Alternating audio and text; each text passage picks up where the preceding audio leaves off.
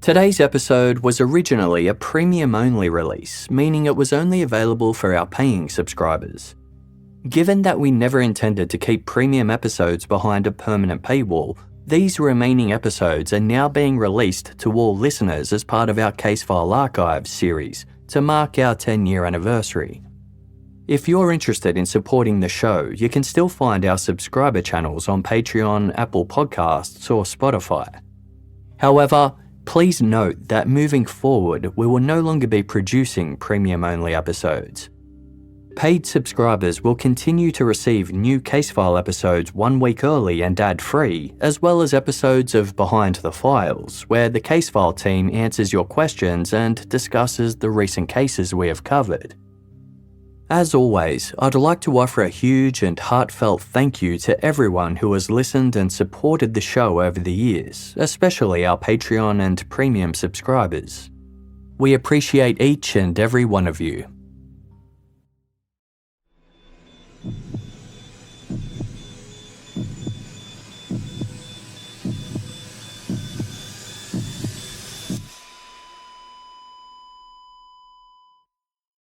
Our episodes deal with serious and often distressing incidents. If you feel at any time you need support, please contact your local crisis centre. For suggested phone numbers for confidential support and for a more detailed list of content warnings, please see the show notes for this episode on your app or on our website.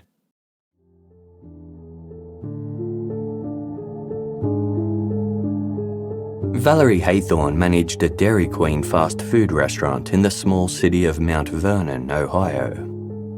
One of her employees was 32-year-old Tina Herrmann, a good friend and one of the most reliable people Valerie knew. Tina loved her job and her colleagues, and she had never missed a shift or abandoned her responsibilities.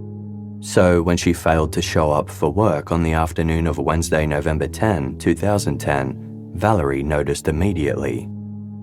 She tried calling Tina, but there was no answer.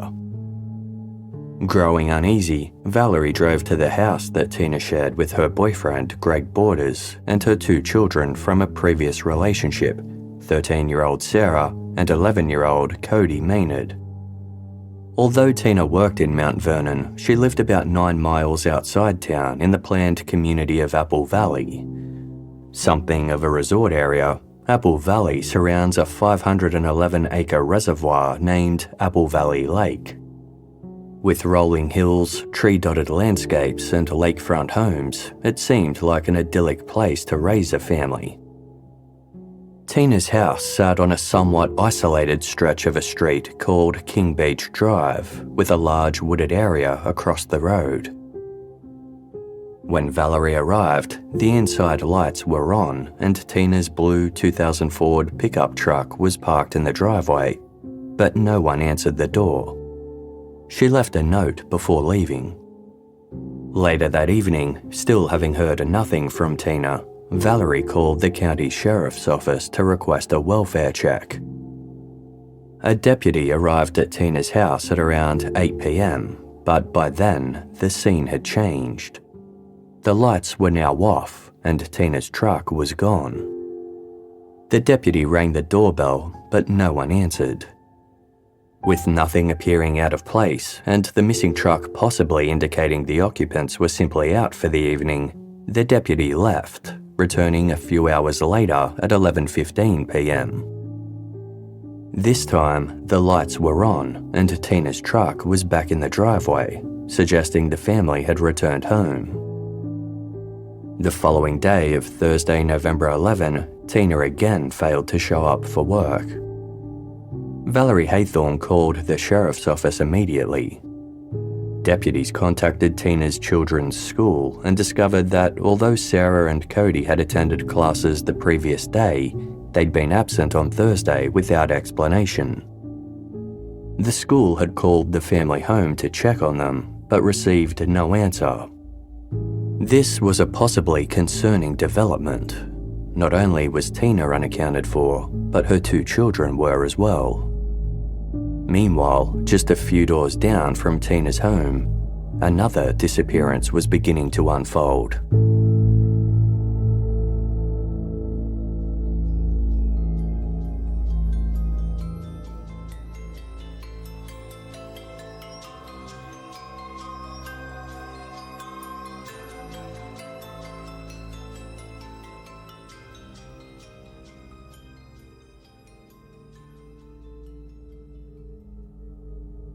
41-year-old Stephanie Sprang was one of Tina Herrmann's best friends. The two women lived on the same street, just a few houses apart. They did almost everything together, often helping each other out by babysitting for one another. When Tina failed to show up for work, her manager and friend Valerie Haythorne called Stephanie's house. She was sure that if anyone knew Tina's whereabouts, Stephanie would. But to Valerie's shock, Stephanie's family informed her that they had no idea where she was, bringing the total number of missing persons to 4. Stephanie and Tina had made plans to go house hunting together on Wednesday afternoon before Tina's shift. At 12:46 p.m. that day, Stephanie had called her partner, Ron. They spoke for nearly 4.5 minutes, and that was the last time Ron heard from her.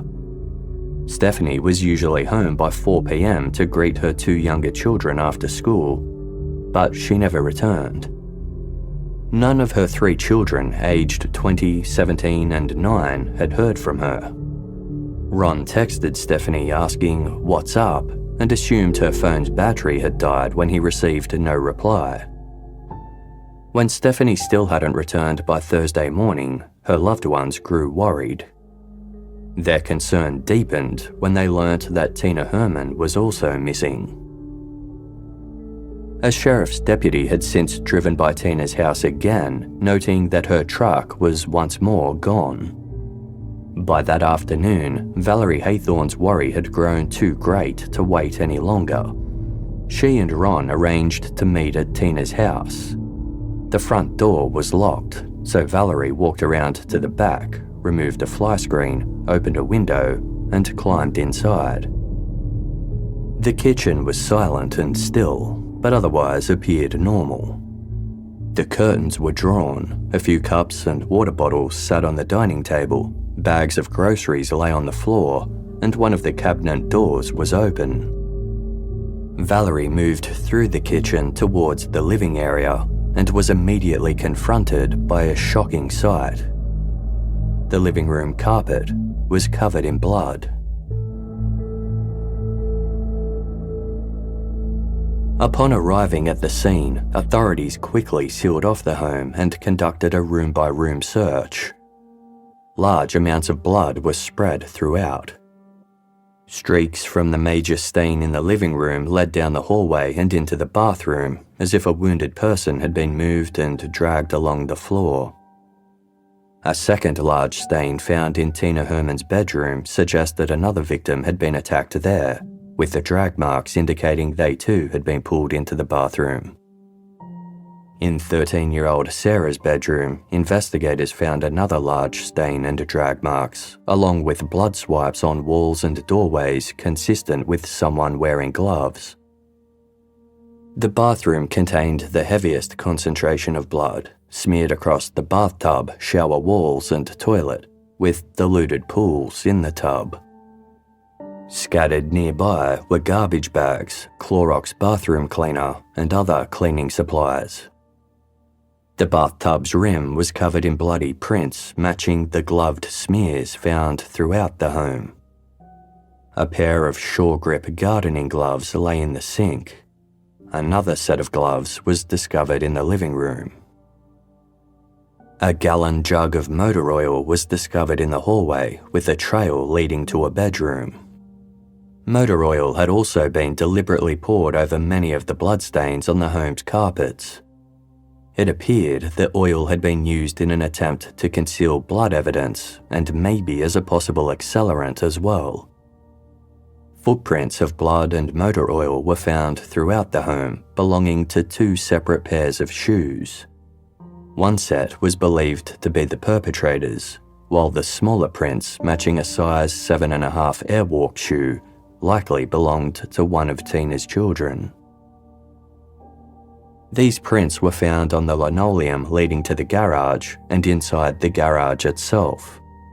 Also in the garage, investigators discovered a Jeep Cherokee belonging to Tina's neighbour and friend, Stephanie Sprang. Friends and family said it wasn't strange for her car to be there, as she sometimes parked it in Tina's garage when she visited. As for Stephanie, Tina, Sarah, and Kody, none of them were anywhere to be found.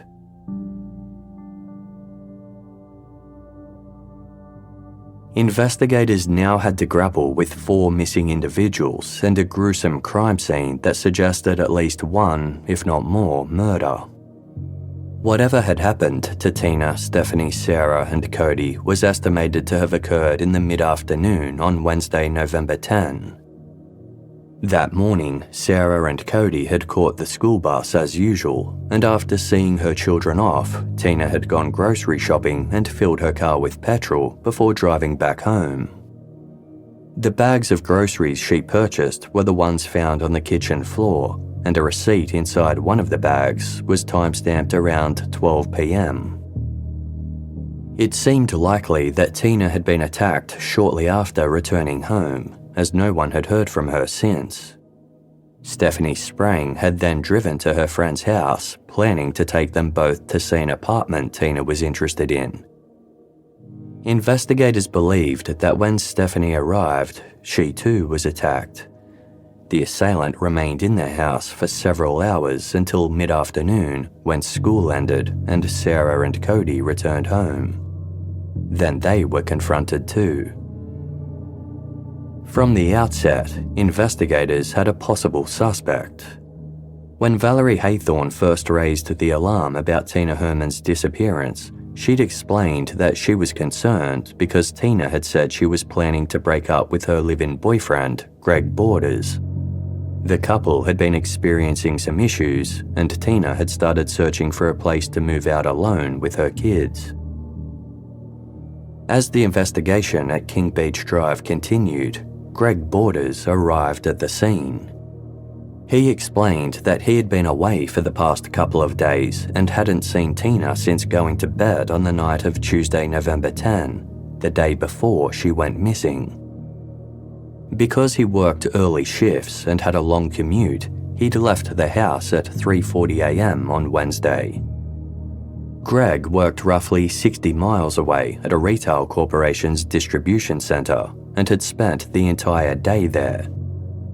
He said that instead of returning home that night, he had stayed at a friend's house. Because Greg had Thursday off, he and his friend had planned to play golf. As the friend lived near the golf course, it was easier to stay there instead of making the long drive home. Greg had last spoken to Tina on Wednesday morning over the phone. Their final communication was a text she sent shortly afterwards, letting him know she had fed their dog, a miniature pinscher named Tanner, who was also missing from the property. Greg admitted that he and Tina had decided to break up. Living together hadn't been very comfortable, though it hadn't been hostile either. He explained that his cell phone had been switched off earlier that day and that he'd only learned about the law enforcement presence at his house after a relative contacted him. Upon receiving that news, he rushed home immediately. Greg gave investigators permission to search the house and agreed to be examined for injuries. They found no scratches or other wounds on his hands, arms, or torso. Although Greg had initially appeared to be a possible suspect, his alibis for the past 2 days checked out. Investigators also interviewed Ron, Stephanie's partner, as well as Stephanie's ex-husband and Tina's ex-husband. All were cleared of any involvement in the events on King Beach Drive. Scent dogs and watercraft were dispatched to search Apple Valley Lake for any trace of the missing 4, but nothing was found. Investigators checked bank accounts, credit cards, and cell phones for signs of activity, but there were none. Tips from the public about suspicious individuals or potential evidence in the surrounding woods were investigated, but nothing proved relevant to the case.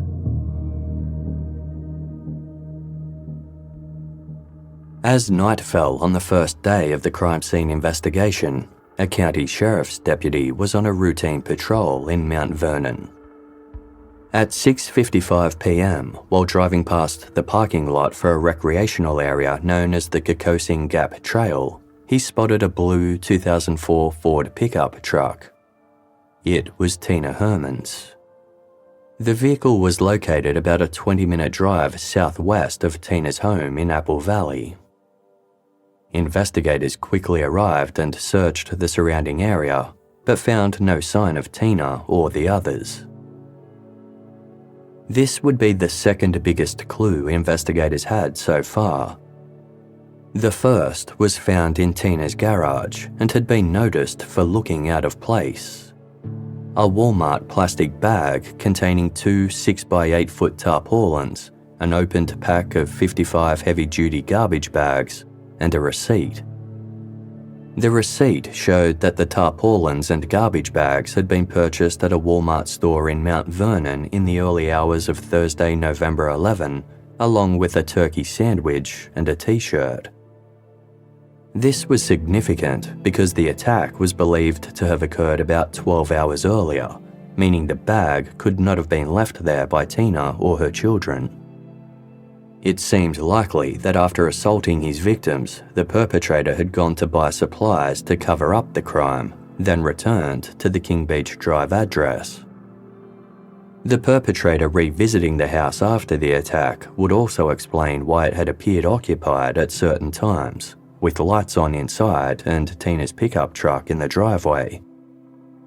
The perpetrator must have moved Tina Herrmann's truck to the Kokosing Gap Trail parking lot for some reason.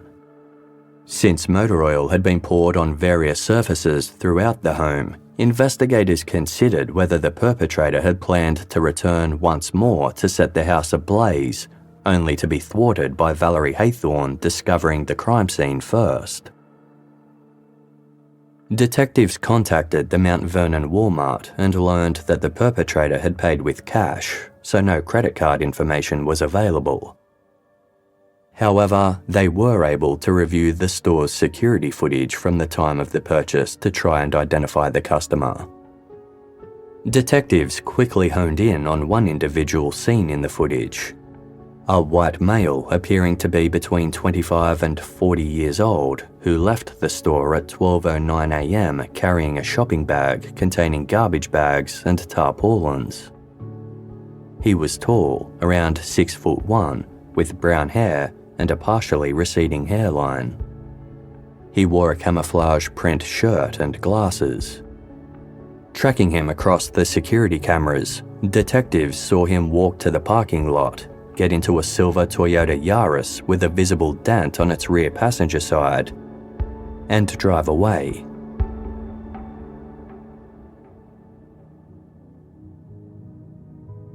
Armed with this new lead, investigators obtained records for all silver Toyota Yarises registered to male drivers in the Knox County area. It didn't take long to find a Yaris owner who looked remarkably like the man in the security footage. Matthew Hoffman was a 30-year-old who had renewed his driver's license just 2 weeks earlier. His new license photo showed a man with short brown hair with a receding hairline. He wasn't wearing glasses like the suspect was, but license photos from earlier years did show him with glasses on. Most remarkably of all, in the new photo, he was wearing a camouflage t-shirt that looked identical to the one worn by their suspect. Investigators had 2 possible addresses for Matthew Hoffman on file.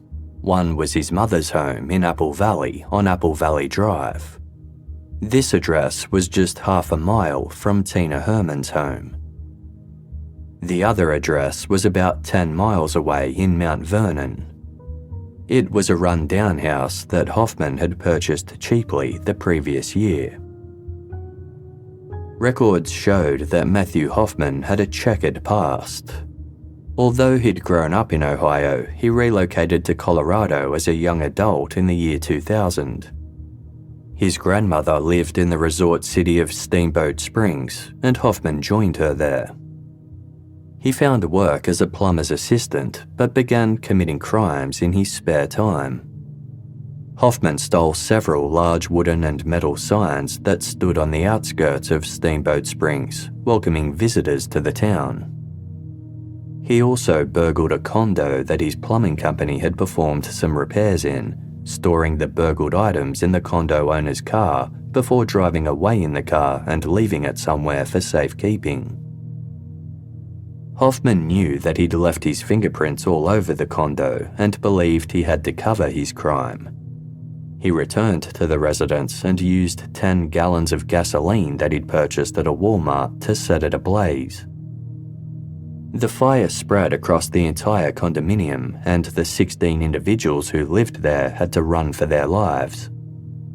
Luckily, all survived and were unharmed. But 8 units within the condominium were burned, and the damage was estimated at $2 million. It didn't take long for investigators to realize where the fire had started. When they found the car that Hoffman had stolen filled with items from the burnt-out condo and his fingerprints, they questioned him and obtained a full confession. Hoffman pleaded guilty to a range of charges, including breaking and entering, property theft, motor vehicle theft, and reckless endangerment of lives. He was sentenced to 8 years in prison. While incarcerated, Hoffman became known as a model prisoner. He completed some studies as well as a victim awareness program. Hoffman was granted parole 6 years into his sentence and was permitted to return to his home state of Ohio for his parole period. He was back in Knox County by 2007, 3 years before the attack at Tina Herrmann's home. He found work as a tree trimmer, purchased a house, and got a girlfriend. That relationship had recently ended, and his girlfriend had moved out. About 3 weeks earlier, on Sunday, October 24, she had returned to Hoffman's home to collect some of her belongings, and the two got into an argument. Hoffman's girlfriend would later file a police report stating that when she tried to leave, Hoffman pushed her over a chair, knocked her to the ground, and began to choke her. She struggled to fight him off for about 2 minutes, after which point he let go. She left and reported the incident to the police, though she later declined to press charges. Investigators looking into Hoffman reviewed a report from a past domestic violence incident, as well as another record of a more recent run-in with the law. Sheriff's Deputy Aaron Phillips was the officer who had discovered Tina Herrmann's Ford pickup truck abandoned at the Kokosing Gap Trail parking lot. At the time, Deputy Phillips noticed just one other vehicle nearby, a silver Toyota Yaris parked about 200 yards away. A man was visible in the driver's seat, and the car had a noticeable dent on the rear passenger side. Deputy Phillips approached the man, finding his presence unusual. The lot was technically closed at that hour, and the deputy wasn't sure why he was there. He asked to see the man's license, which identified him as Matthew Hoffman. Hoffman was cooperative, answering questions politely. When Deputy Phillips saw Hoffman's license listed his mother's address in the Apple Valley area, he asked if it was near King Beach Drive. Hoffman explained it was his mother's address and that he actually lived in Mount Vernon. When asked why he was sitting in the car, Hoffman replied that he was waiting for his girlfriend to finish her shift at a nearby hotel. Deputy Phillips informed Hoffman that the parking lot was closed and that he would need to leave. Hoffman complied and drove away. The interaction was recorded in Deputy Phillips' notes, which became available to other investigators when they ran Matthew Hoffman's name a few days later. One detail that had seemed insignificant to Phillips immediately alarmed the investigators working the King Beach Drive case. Hoffman had said he had only just started dating his girlfriend and didn't know her surname. But her first name, he said, was Sarah. The evidence against Matthew Hoffman was mounting, and his troubling reference to Tina's 13-year-old daughter, Sarah Maynard, made locating him urgent. Investigators were granted a search warrant for Hoffman's house. A team of investigators, joined by members of the county sheriff's office and the Mount Vernon Police Department SWAT team, arrived at the residence. Given the possibility that 4 missing people were being held inside, they opted for a no-knock entry using a battering ram. After the front door was forced open, one of the investigators tossed in a flash grenade as a distraction. Then the team swarmed in. Matthew Hoffman was discovered asleep on a couch in the living room. He was told to show them his hands, but he failed to do so, either because he was groggy upon being woken or as a deliberate act of defiance. "What's going on?" Hoffman asked. "You tell me," one of the officers replied. Investigators approached and forced Hoffman down on the floor before arresting him and removing him from the property. With their suspect secured, the team turned their attention back to his house. There was something bizarre about it that was immediately noticeable. The floor of the room that sat to the right of the front door had a tarp spread out across it, and the tarp was almost entirely covered by dead leaves. Piles and piles of them had been strewn across the floor and almost up to the windowsills. They were about 3 feet tall at their highest point. Some plastic bags were scattered about as well.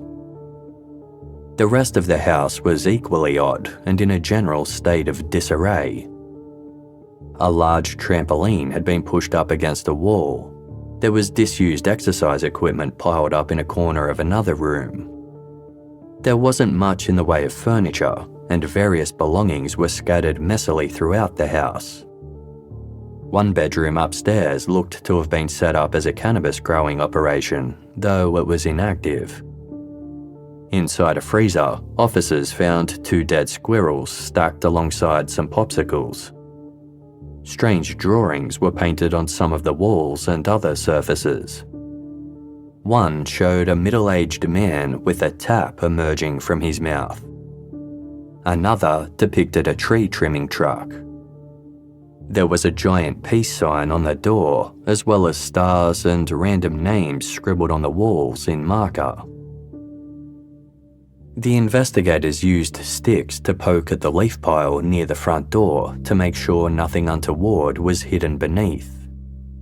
There was nothing but leaves inside. That wasn't the only room featuring a bizarre tableau. In the bathroom, more than 110 plastic bags stuffed with dead leaves had been stacked on top of one another. They lined every wall of the room, surrounding the toilet, covering the mirror, and reaching up to the ceiling.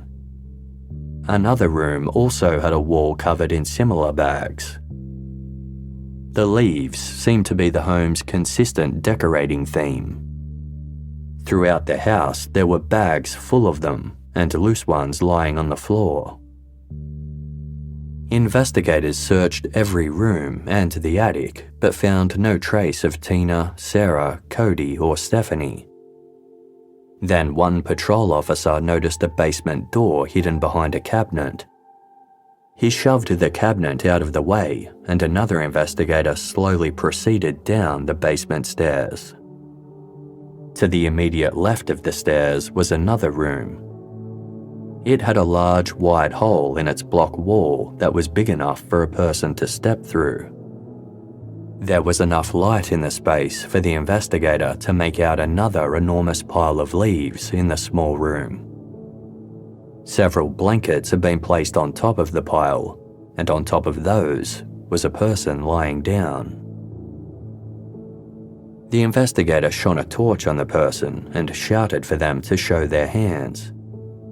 The small figure sat up but couldn't show her hands.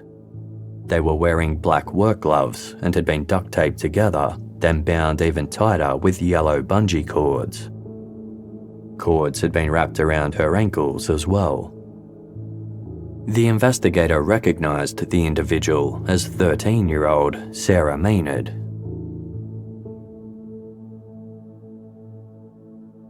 Wednesday, November 10, 2010 had started out like an ordinary day for Sarah.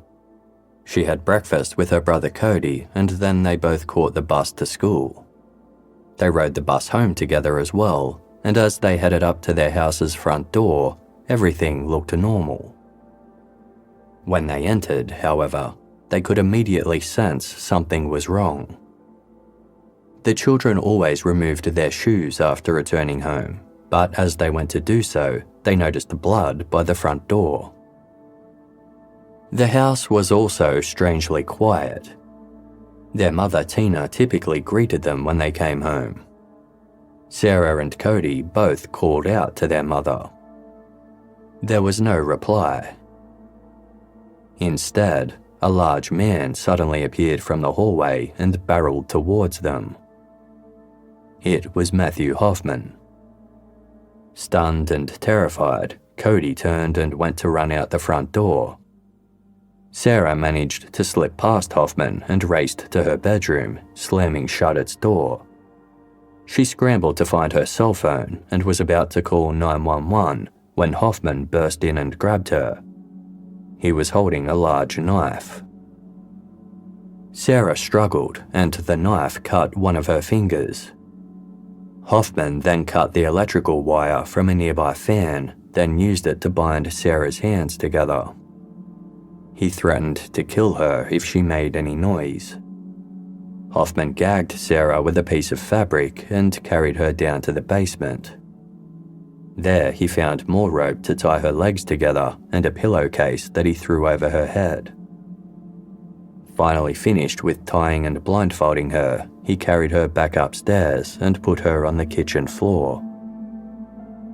The pillowcase slipped off, but Sarah couldn't see what Hoffman was doing. He was no longer in her line of sight. She could hear him rummaging about and coming and going. He moved between the kitchen and the bathroom. Sarah could hear water running in the bathroom and the toilet being flushed repeatedly. Sometimes there were banging noises. As the hours stretched on, the house became dark and Hoffman switched on some lights. Whenever he returned to the kitchen to get more supplies, he sounded out of breath. Finally, Hoffman approached Sarah, warning her again not to make any noise. He blindfolded her again and carried her out to Stephanie Sprang's Jeep in the garage, placing her in the back seat and covering her with blankets. Hoffman then backed the Jeep out of the garage and drove for a little while. He left the car, warning Sarah to stay where she was and not move. She eventually sat up and the blindfold fell slightly, allowing her to see that he'd parked the car at a nearby baseball field.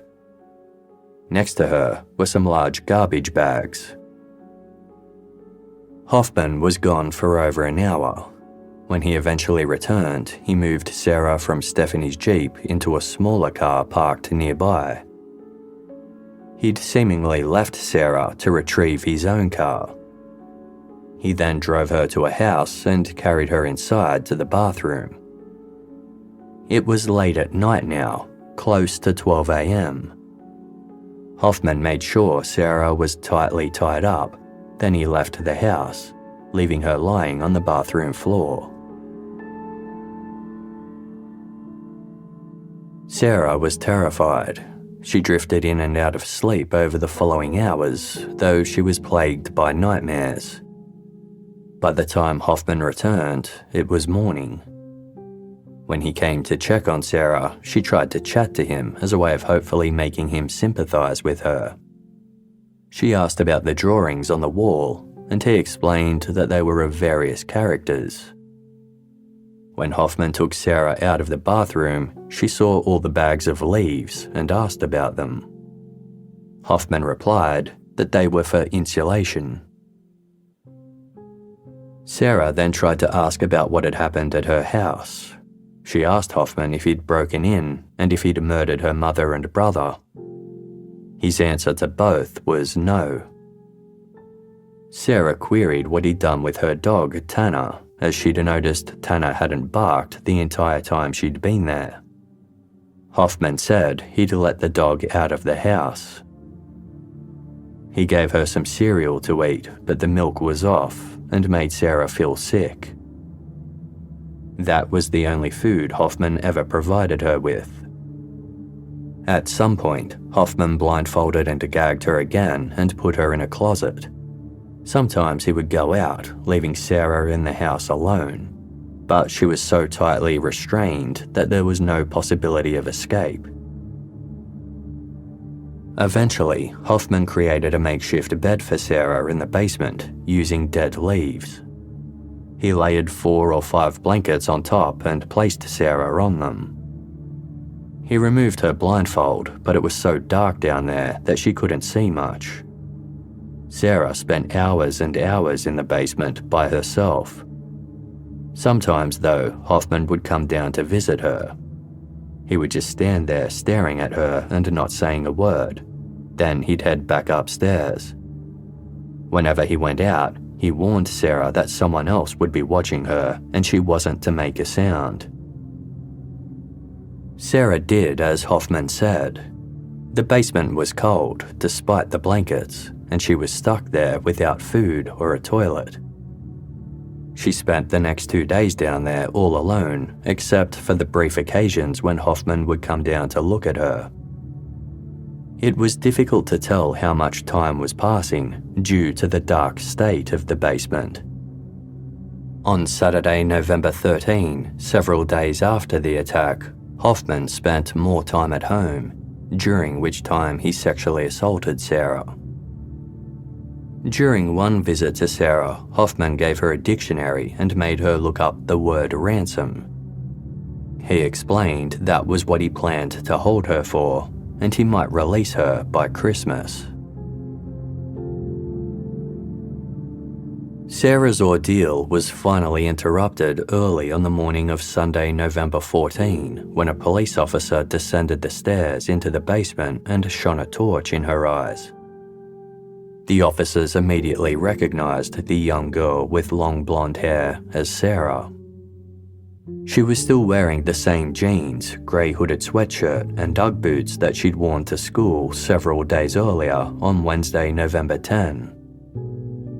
The officers took photographs of Sarah in the basement as evidence of how they had found her, while speaking reassuringly to the young girl. Then they carefully untied Sarah and helped her stand. Sarah told the officers that she didn't know where any of the other missing people were. She seemed dazed and disoriented, telling the police that she had to get to school. Sarah was taken to a hospital for medical care and told the police about everything that had happened up until that moment. When asked if she knew who Hoffman was or had ever seen him before the day of the attack, she said no. She had no idea why he would want to hurt her family.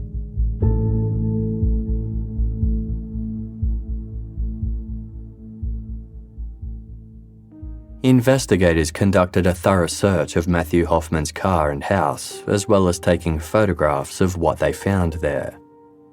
They uncovered a camouflage shirt identical to the one Hoffman had worn on the Walmart CCTV footage, and they discovered a digital camera that had photographs of Sarah Maynard on it.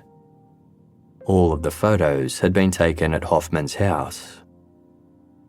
Other items of interest found included rope, duct tape, several cell phones, $1,000 in cash, a weighted blackjack club like the kind used by police, and an SOG brand knife with a sheath.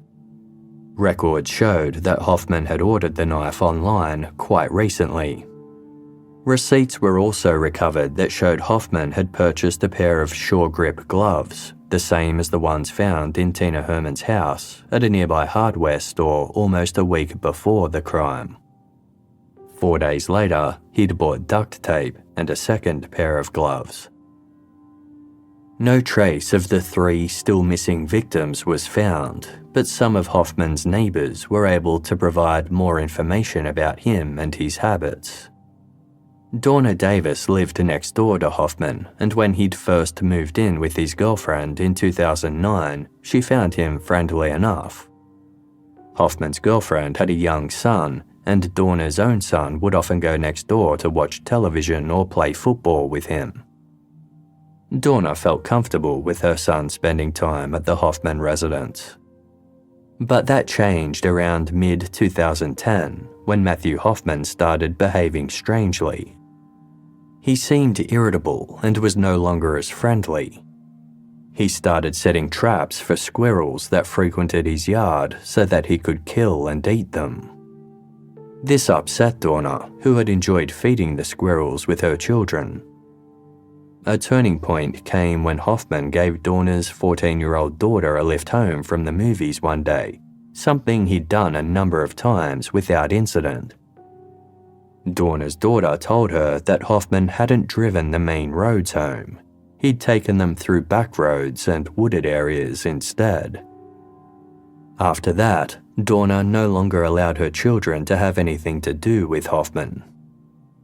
Dorner also had the sense that Hoffman was abusive towards his girlfriend, who had been friendly and outgoing, but had become increasingly reserved and seemed to sneak out of the house when she wanted to leave. The girlfriend left with her son in October. Hoffman was fired from his tree trimming job not long after that, after he made his supervisor feel uncomfortable. Unable to pay his bills, his electricity was cut off just weeks before winter. Hoffman appeared to take solace in trees. Dorner often saw him sprawled out in a hammock he had in a tree. There was also a large tree on his property that he loved to climb. He would sit high up in its branches for hours at a time. Neighbors told investigators about Hoffman's habit of taking walks in some woods nearby. This area was cordoned off for a proper examination. While a large number of investigators were processing the scene at Hoffman's house, 2 officers headed into an interrogation room with Hoffman at the county sheriff's office headquarters. He was repeatedly asked where Tina, Kody, and Stephanie were. He said nothing and just gazed downwards towards his hands that were cuffed in his lap. Eventually, Hoffman looked up and made eye contact with the interviewing officers. He raised his hands to his chest and made a fist with his right hand before rapping it 4 or 5 times against his heart. Then he cupped both hands together and made a gesture like an explosion. "Heart hurts," one of the officers guessed. "I don't understand sign language, Matt." Hoffman rapped on his heart again and then made a snapping gesture. When asked if he was saying his heart was broken, Hoffman gave a small nod. The interrogation went on for hours, but Hoffman refused to speak. Finally, an agent from the Bureau of Criminal Investigation stepped in to try. Hoffman began speaking to him after just 15 minutes, telling him that he didn't know what had happened. He'd come home on Thursday to find Sarah Maynard tied up in his basement with no knowledge of how she'd gotten there. Hoffman admitted that he must have done something wrong, but hadn't been able to piece everything together. He claimed to have taken care of Sarah after discovering her, despite having no idea who she was. Investigators didn't believe this story for a second. Hoffman continued to maintain it, before again lapsing into total silence. Detectives concluded the interrogation. They picked it up again the following day of Monday, November 15, with similar results.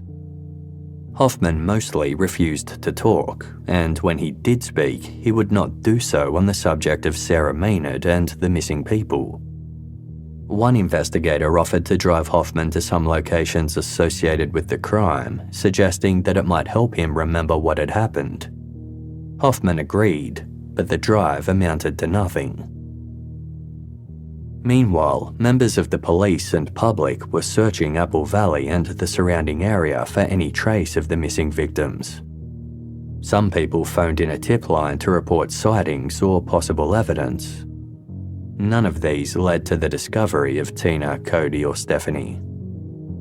With no trace of them at either Hoffman's house or his mother's home nearby, investigators were beginning to conclude that all three were almost certainly dead. On the morning of Tuesday, November 16, an agent from the Bureau of Criminal Investigation took Hoffman into an interrogation room for questioning again. First, Hoffman insisted on having all recording equipment switched off. Then, he asked to go to the bathroom. Once there, he asked the agent to remove any recording devices he had on him, prompting the agent to hand over his 2 cell phones to another officer outside of the room. Hoffman then told the agent that he'd had a disturbing dream the previous night. In it, he'd been at a food processing plant where he opened up a garbage bag and saw human remains inside. Upon waking, his memory of what had happened slowly started returning to him. Hoffman said he wanted to write his confession down, and then the agent should take him on a drive somewhere. During the drive, Hoffman would pretend to escape so the agent could shoot him. Hoffman said he wanted things to unfold this way because he couldn't live after remembering what he'd done. The agent could make Hoffman's confession public once he was dead. Hoffman added that if the police wouldn't kill him, then he would kill himself in jail. The agent said he could not agree to this plan, but encouraged Hoffman to relieve his guilt by confessing. Hoffman clammed up once again. He was placed on suicide watch and monitored closely. 2 more days passed before there would finally be a break in the case. Hoffman told investigators that he would disclose where Tina, Kody, and Stephanie were if prosecutors took the death penalty off the table. A deal was struck, and at around lunchtime on Thursday, November 18, a team of investigators, along with Hoffman's attorney, drove out to a wooded area about 15 minutes' drive north of Mount Vernon. The woods were part of a large public wildlife area with hiking trails and a lake popular with swimmers and fishermen. The team drove about half a mile along a winding path, then had to walk on foot into the woods. They found what they had been told to look for by Matthew Hoffman: a tall American beech tree about 60 or 70 feet high. It had healthy, living branches at the top, but the main part of its trunk appeared to be hollow. This was a common feature of beech trees. There was a large hole in the trunk about 30 to 40 feet off the ground, as well as a smaller hole at about 5.5 feet high. A sniffer dog the investigators brought with them did not alert at the tree, which had a thick trunk. But when one of the investigators shone a torch into the smaller hole, they saw what appeared to be several garbage bags inside. A tree expert was summoned to cut into the tree with a chainsaw without damaging the evidence inside. Once all of the garbage bags were removed from the trunk, investigators opened them up. Inside were several blood-stained towels, a hat, clothing and shoes, as well as the remains of Stephanie Sprang, Tina Herrmann, her 11-year-old son Kody, and the family dog Tanner. The 3 victims had all been stabbed with a heavy-duty serrated blade consistent with the knife found in Hoffman's home. Their bodies had been dismembered and then hidden inside the tree. Matthew Hoffman provided a detailed confession. In early November, he'd been feeling angry and destructive after he lost his girlfriend and his job in quick succession. He had long been someone who enjoyed breaking into other people's homes and decided to do so once again on the night of Tuesday, November 9. He had previously noticed the house where Tina Herrmann and her children lived, as it was a short walking distance away from his mother's home. Hoffman was aware that the house's garage door was broken and couldn't close all the way. So, just before midnight, Hoffman got into his Toyota Yaris and drove from his home in Mount Vernon to Apple Valley. He parked in the nearby town of Howard, then walked from his car to Tina Herrmann's home, which was about 2.5 miles. Hoffman set himself up in the wooded area across the street from the house and slept in a sleeping bag he'd brought with him. By the time he woke up the following morning, Tina's boyfriend, Greg Borders, had left for work, and only Tina's Ford pickup remained in the driveway. Hoffman waited for her to leave too, and once the coast was clear at around 10:30 a.m., he crossed the street and slid under the partially closed garage door. Inside the garage was a door that led to the interior of the house. Hoffman kicked his way in, checked that no one was in the residence, and began looking for easy items to steal, like jewelry and cash. He didn't find much, but got a thrill out of being in someone else's home while they were gone. He grabbed a purse and put some items of expensive jewelry in it, a gold necklace and 2 rings. Hoffman said he was just getting ready to leave when Tina Herrmann returned home at 12:30 p.m. This meant Hoffman had spent about 2 hours lurking inside the residence. Hoffman said that when Tina returned, he was in a back bedroom and consequently trapped. His only way out without discovery would have been to smash a window and climb out. Instead of doing that, Hoffman pulled out a large knife that he'd brought with him, quote, "for a certain amount of intimidation, in case I ran into someone and needed to make an escape." Hoffman was also armed with a blackjack club. When Tina walked into the room, Hoffman said he forced her to lie face down on the bed.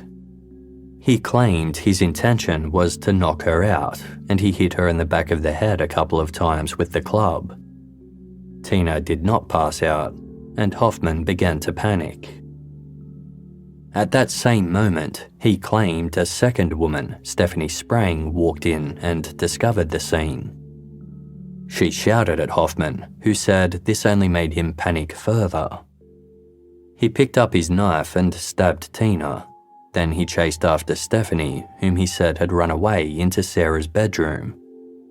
Hoffman stabbed Stephanie, killing her, then returned to Tina to stab her further. He claimed that after this, he continued wandering the house in a daze, realizing what a terrible thing he'd done. Still, he didn't leave. When the family dog started barking repeatedly, Hoffman killed it as well. Hoffman decided to get rid of the bodies and burn the house down. He said he dragged both women to the bathroom where he dismembered them and placed their remains in garbage bags. Hoffman described these actions as him processing the bodies. As he was doing so, Sarah and Kody arrived home from school and called out for their mother. Hoffman raced towards them, immediately stabbing Kody as he turned to run from the house. Then he went after Sarah. Hoffman said that he couldn't bring himself to kill her. Instead, he duct taped her with tape he'd found in the house, though Sarah said they hadn't had any duct tape, and people who knew Hoffman said he typically kept some in his car. Hoffman disposed of Kody as he had the 2 women. When he was done, he placed the garbage bags in the back of Stephanie's Jeep along with Sarah and parked the vehicle in a baseball field. Hoffman left Sarah and the victim's remains in the Jeep while he walked to the parking lot where he'd left his Yaris, then drove it back to the field. After driving Sarah to his home and restraining her there, he napped for a little while. Just after midnight, he went to Walmart to purchase supplies and headed back to Stephanie's Jeep with the garbage bags still inside. Hoffman drove the Jeep to the wooded area with the hollow tree, a tree he'd already known about. At around 2:30 a.m. on Thursday, November 11, he lowered the bags with the remains into the tree, then headed back to Tina's house to leave Stephanie's Jeep there. His plan was still to burn the house down, so he took Tina's pickup out to buy gasoline. But he struggled with driving the car, which he said wouldn't stay in gear. Abandoning his plan, he left Tina's pickup in a parking lot, then walked back to where he'd left his own car and drove home again. He wanted to try again that night, but was once again foiled after a deputy spotted him parked near Tina's pickup. Scared that law enforcement must have discovered the crime scene at King Beach Road, Hoffman decided against burning the house down. He did start a bonfire in his own backyard, however, where he burnt the shoes he'd been wearing during the crime. None of his neighbours reported this, as they were used to Hoffman doing strange things. Hoffman also went back to Apple Valley one last time, as he'd left his sleeping bag and a backpack in the woods across from Tina Herrmann's house. While sneaking around in the woods to get them, he spotted the heavy police presence over the road. None of them saw him. A number of Hoffman's claims contradicted Sarah Maynard's account of her ordeal. He claimed he'd made her breakfast, gave her hamburgers, and let her shower. He'd done her laundry so she could wear clean clothes, and they watched movies together. He even let her play video games. Sarah refuted all of this. Hoffman denied sexually abusing Sarah, instead claiming it had been consensual. This was patently false. Hoffman said he'd intended to slowly give Sarah more and more freedoms before eventually letting her run away. He claimed that when the police showed up at his house on Sunday, November 14, he was intensely relieved that Sarah would be reunited with her family. Investigators believed Hoffman was lying about a number of details in his confession. They queried why he had decided to knock Tina out instead of simply restraining her before escaping. Hoffman said that had been his ultimate intention until Stephanie walked in. Investigators also asked why he hadn't left right after killing the two women. As Sarah and Kody's belongings were strewn across the house, he must have known children lived there and would be coming home from school soon. Hoffman said he thought school finished later than it actually did. Crime journalist and author Robert Scott wrote a book about Hoffman's crime titled The Girl in the Leaves. In it, Scott pointed out how odd it was that Hoffman claimed Stephanie Sprang had tried to escape from him by running into Sarah's bedroom. Stephanie was very familiar with the layout of the house and would have known that fleeing to Sarah's bedroom would have trapped her inside, as there was no way out from there. Robert Scott pointed out that Hoffman might have been lying about this, and that he had actually dragged Stephanie into Sarah's room to kill her. While the prosecuting attorney confirmed that they believed Hoffman's essential claim that the murders and abduction followed from a burglary gone wrong, others have suggested that Sarah may have been Matthew Hoffman's intended target all along. This is a theory shared by Sarah's father in Robert Scott's book.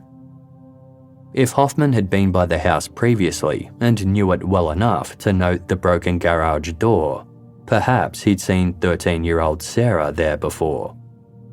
If he went to the house intending to abduct Sarah, it would explain why Hoffman remained there after deciding there was little worth stealing, hanging around long enough for Tina to return home. Moreover, the jewelry that Hoffman had stashed in a purse and supposedly intended to steal was found abandoned in the garage. Hoffman had previously exhibited concerning behavior towards other young girls, such as when he drove his neighbor's daughter home through back streets and wooded areas. It seemed likely that whether planned in advance or not, after realizing that Sarah lived at the King Beach Road residence, Hoffman might have decided to take her.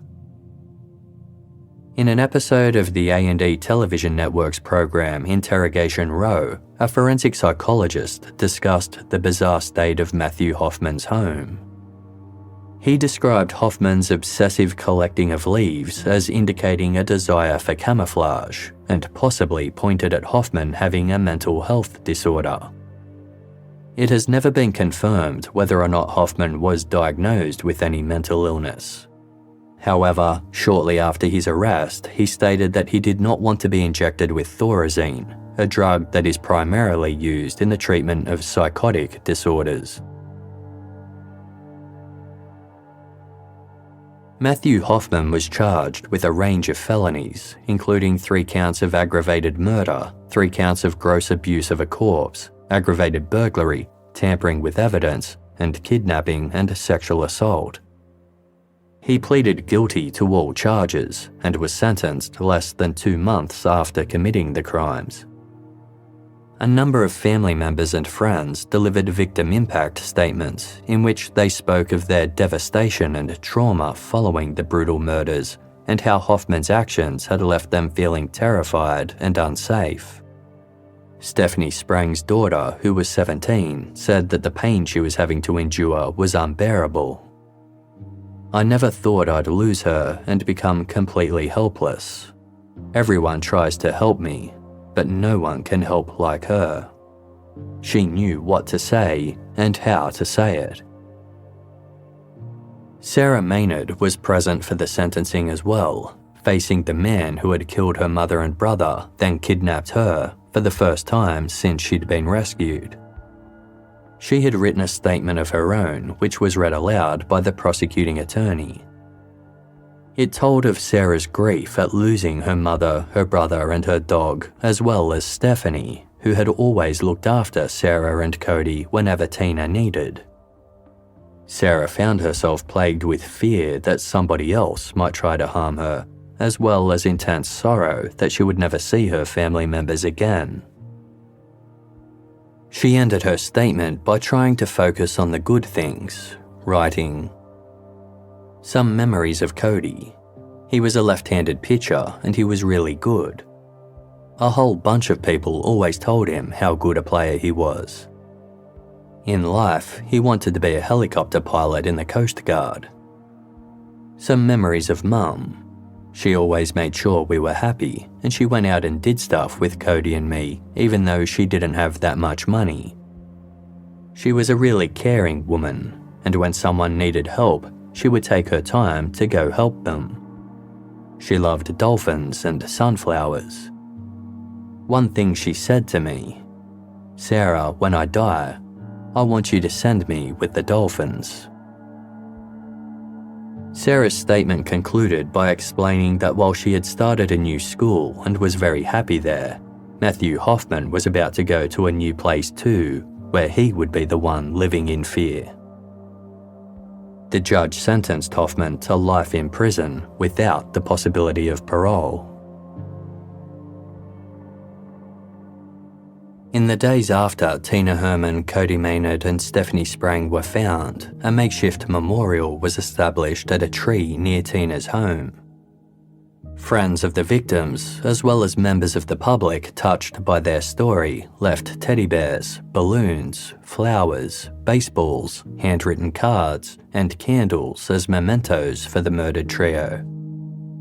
Purple ribbons also became a symbol of the public's shared grief, with dozens of them tied to the tree's branches.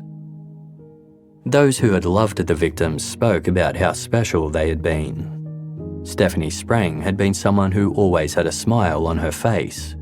She loved singing rock songs, was vivacious, and lived life to the fullest. Tina Herrmann was described as courageous and energetic. She took delight in life's simple pleasures and loved being a mother. Kody Maynard was remembered as a gentle and kind-hearted child who adored baseball and other sports. He had been especially close to his big sister Sarah and was protective of her despite being 2 years younger. On the night of Friday, November 19, a memorial was held at Apple Valley Lake. Members of the victims' families, along with friends, community members, and volunteers who had helped search for them, lit tea candles, then set them on the surface of the lake to float away. a reverend from a local church addressed the crowd, stating, "We're here tonight to show that we can raise a light in this world that is greater than any darkness or gloom that may overcome us." In the years after Sarah Maynard's ordeal, she struggled to return to regular life. Attending school, being in social situations, and making friends was difficult. The loss of her mother and brother increased the trauma she was already experiencing from her own victimization. Sarah found some comfort in adopting a new dog named Elsa, who was one of the police dogs that had helped in the search for Tina, Kody, and Stephanie. Sarah found a way to pay tribute to her family members by working with the Healing Hearts Memorial Fund, a charity led by Tina Herrmann's mother that raised funds for families affected by violence. Sarah's grandmother, Barbara Herrmann, told the Columbus Dispatch that Sarah had lost her two best friends. Sometimes Barbara could see her own daughter, Tina, shining through Sarah. Barbara told the newspaper, "I'm so proud of what she's accomplished. She's our survivor, and that's what people need to see." In 2019, Sarah featured on a Lifetime special program called Smart Justice, speaking with kidnapping survivor and child safety advocate Elizabeth Smart and a panel of other survivors about her ordeal. Sarah, who is now in her 20s and a mother herself, said that her grief and trauma had changed her in both good and bad ways. "Knowing that you can never say mum again, it's the worst feeling in the world," Sarah said. "They didn't just die, their lives were brutally taken." At the same time, Sarah believed that she was a stronger person for surviving and rebuilding her life as she had. Quote, "It made me become a really strong woman. It made me become a really strong mother."